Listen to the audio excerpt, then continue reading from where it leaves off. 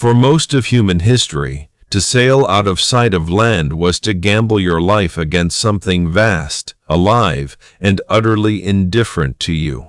And so in almost every culture on earth, people did the same thing.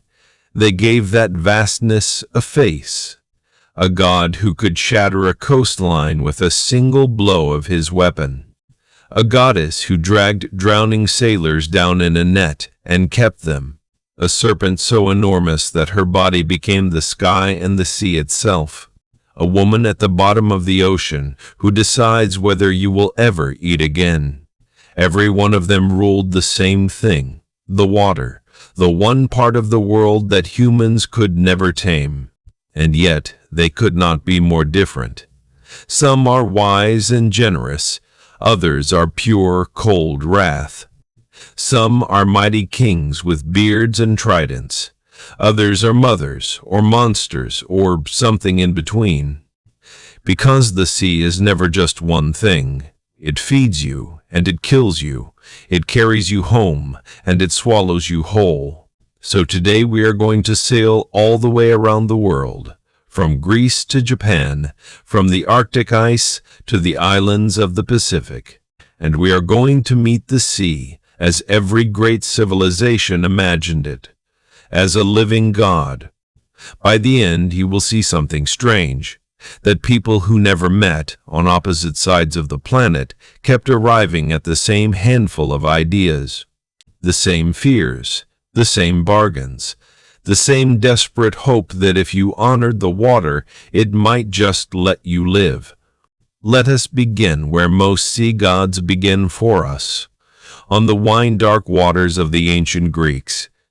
When the world was divided among three brothers, the sky went to Zeus, the underworld went to Hades, and the sea, the whole restless expanse of it, was given to the second brother.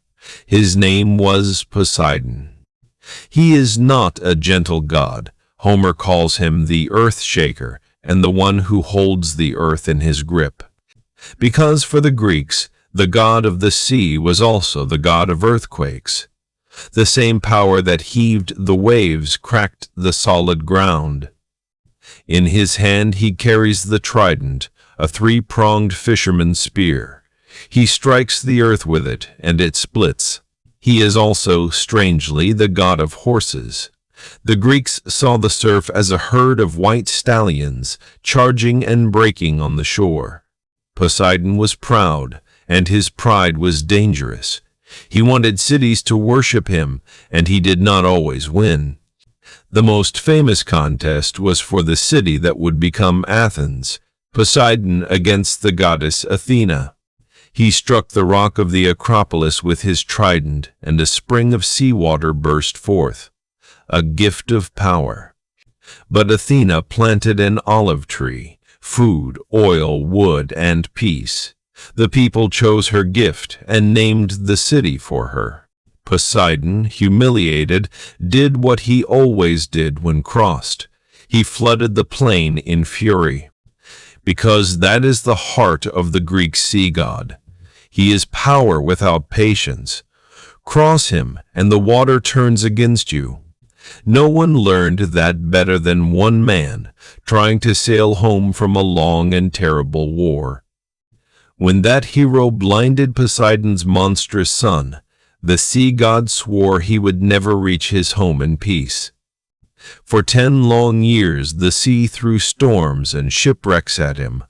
That is a god of the sea is an enemy who never forgets. When Rome inherited the Greek gods, Poseidon became Neptune, but Neptune began as something surprising. Before he ruled the sea, Neptune was a god of fresh water, of springs, streams, and the rivers that watered the fields. Rome was a land power first, wary of the open water. Only later did Neptune inherit the full ocean of the Greeks. Each summer, in the driest heat, Romans held the Neptunalia. They built shelters of leaves and prayed for water not to fail them, which tells you something. Even the same God changes shape, depending on what the people who worship him are afraid of. Now sail north into colder and grayer seas, into the world of the Norse. And here we find something the Greeks never had. Not one sea god, but several, each ruling a different mood of the water. The first is Njord, and unlike Poseidon, Njord is a god you would actually want on your side. Njord is the god of the calm sea, of safe harbors and fair winds, of fishing and seafaring, and above all, of wealth.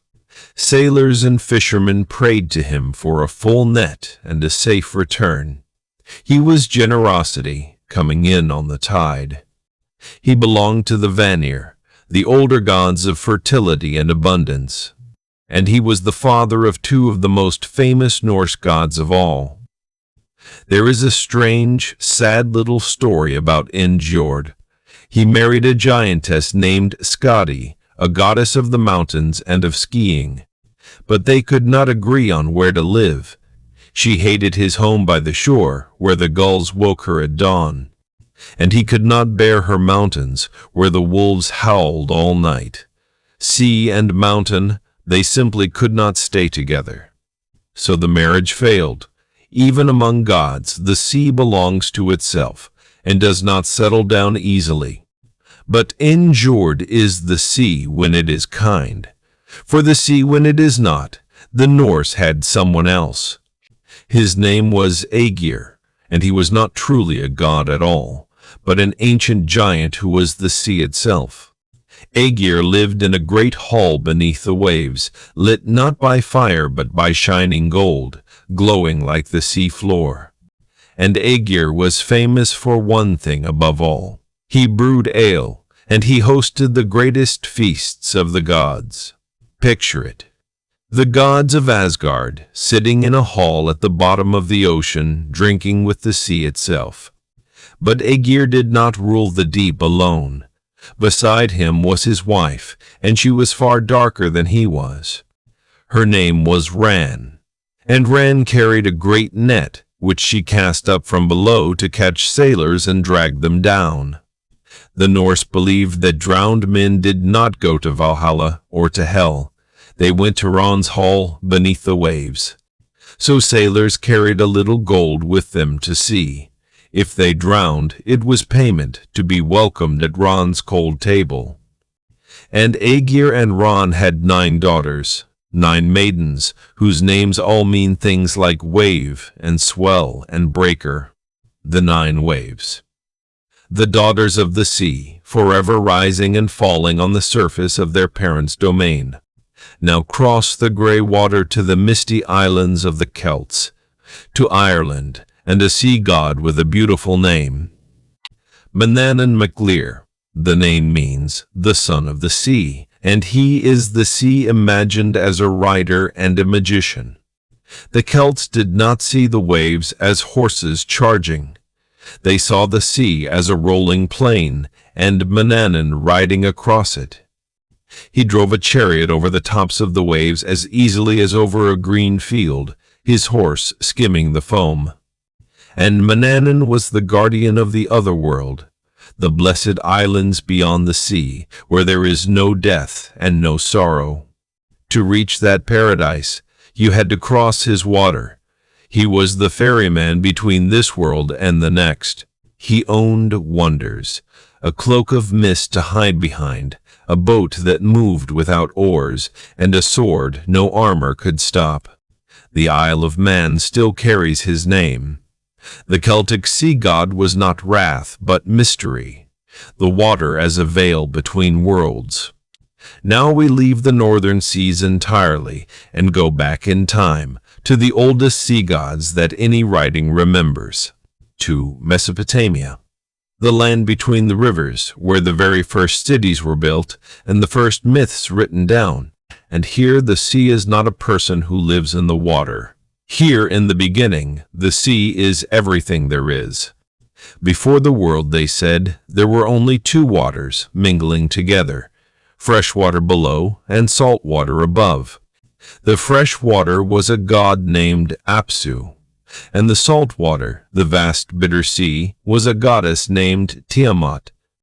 Tiamat is one of the oldest sea deities we know of, and she is not a ruler of the ocean, she is the ocean. The primordial saltwater, formless, endless chaos, and from her body, mingling with the fresh water, the first gods were born. But the young gods were loud and restless, and when they killed her husband Apsu, Tiamat rose in terrible grief and rage. She bore an army of monsters, serpents, and dragons, and set out to unmake everything. The sea, rising to drown creation. Only one god dared face her, the young storm god Marduk, armed with wind and lightning and a net. He caught her in his net, drove a great wind into her, and struck. And then he did something extraordinary. He split her body in two. From one half he made the dome of the sky, from the other the earth beneath. This is one of humanity's oldest ideas, that the whole world is built out of the body of the defeated sea. But Mesopotamia had a kinder water god too. Deep beneath the earth lay the sweet water, and it had a lord. His name was Enki, later called Ea, god of the fresh underground waters and of wisdom, magic, and craft. Enki was clever, and he loved humankind. In the great flood story older than Noah, it is Enki who warns a man to build a boat. So already, at the very dawn of writing, the water is split in two. The salt sea is chaos, the fresh water is wisdom. That same split appears again just up the coast among the people of Canaan, and here the sea has a name that means simply sea, Yam, the god of the sea and the rivers. And in the Canaanite myths, Yam is chaos, greed, and raw tyranny. Yam demanded that the other gods hand over the young storm god as his slave. He wanted to rule them all. So the storm god Baal fought him, and a divine craftsman forged him two magical weapons for the battle. Two great clubs given names of their own that leapt from Baal's hands like living things. One struck Yam's chest, the other his skull. Yam fell, and Baal became king. Once again, the storm defeats the sea, and order is carved out of chaotic water. Now travel east to India and to a god who did not begin in the sea at all. In the oldest Hindu hymns, Varuna is a god of the sky, the keeper of cosmic order who watches every human deed from above. He was the great judge, binding wrongdoers with his noose. Nothing was hidden from Varuna, not a blink, not a lie. But over the centuries, Varuna slowly descended. As newer gods took the sky, he sank down into the waters. And so he became the god of the oceans, of rivers, and of all the waters of the world, the lord of the deep. He rides a great sea creature called the Makara, a beast part crocodile and part fish, and still he carries his noose. It is a beautiful transformation. A god of law and the heavens who over time becomes the silent, watchful judge beneath the sea. Now to China, where the sea and all the rivers were ruled not by one god, but by an entire administration of dragons. The Dragon Kings. 4 of them, one for each of the 4 seas that the Chinese imagined surrounding the world. They lived in glittering crystal palaces on the sea floor, with courts of fish and crab, like emperors of the deep. And their power was not just the sea, but the rain. The Dragon Kings brought the rains that made the crops grow or fail. So farmers far from any coast prayed to them in a drought. Aegir, a dragon king, and he would withhold the rain or send a flood. But sailors and fishermen along the coast prayed to someone gentler, a goddess, and she had once been a living girl. Her name was Lin Moniang, born on an island in Fujian over 1,000 years ago, and she could swim, and she was fearless. The stories say she could sense storms coming and guide fishing boats home through the dark and the wind. When she died young, sailors said she did not stop, that her spirit still appeared in the storm, a light guiding them to shore.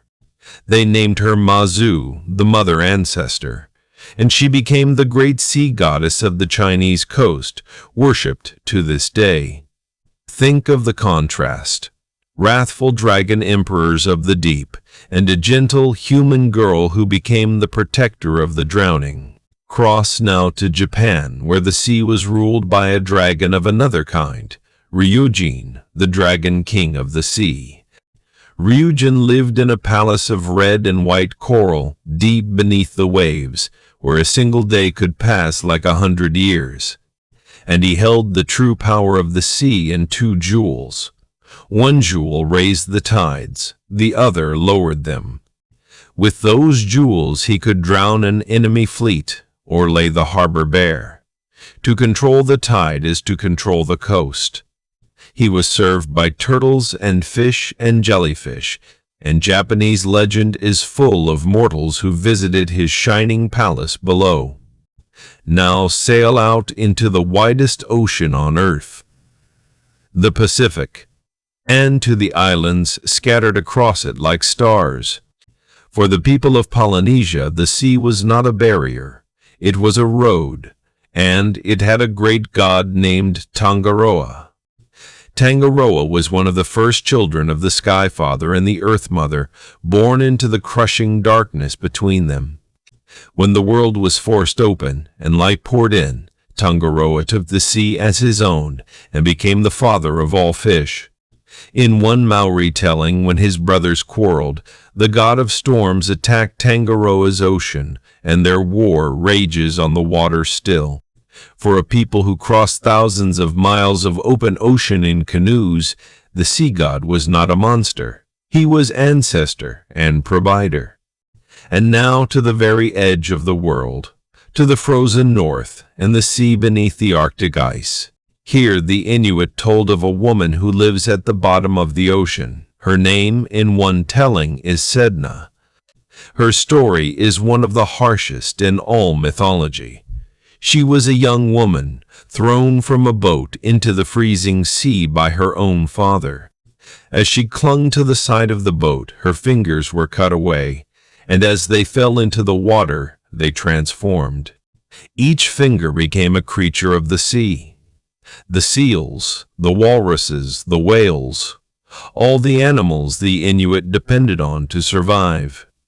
And Sedna sank to the bottom and became their mistress, the mother of the sea beasts, ruling the cold, dark deep.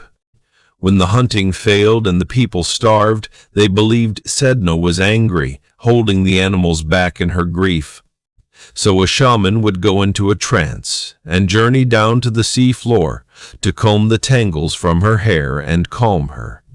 Only when she was soothed would she release the seals and the whales again. The whole survival of a people, resting in the mood of the sea. And there we have sailed the whole world. Poseidon and Neptune, Njord, Aegir and Ran, Mannanan, Tiamat, Enki and Yam, Varuna, the dragon kings, Mazu, Ryujin, Tangaroa, and Sedna. Every one of them a face given to the same endless water. And look at what keeps repeating. Again and again a young storm god rises up and defeats the old chaos of the sea. Marduk against Tiamat, Baal against Yam. It is one of humanity's oldest stories. Order wrestled out of the deep. And again we split the water in two, the kind sea and the cruel sea, the harbor and the storm. Njord and Ran, Enki and Tiamat, Mazu and the dragon kings, we always seem to need both, a god to thank and a god to fear. And notice who these gods so often are. Not just kings with tridents, but mothers and daughters and drowned girls.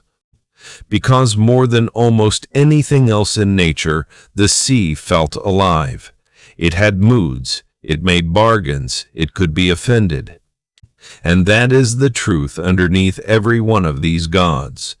Standing at the edge of the water, we saw something too vast to be a thing. So we made it a someone who might, if we honored the water, if we left it a little gold, just let us come home.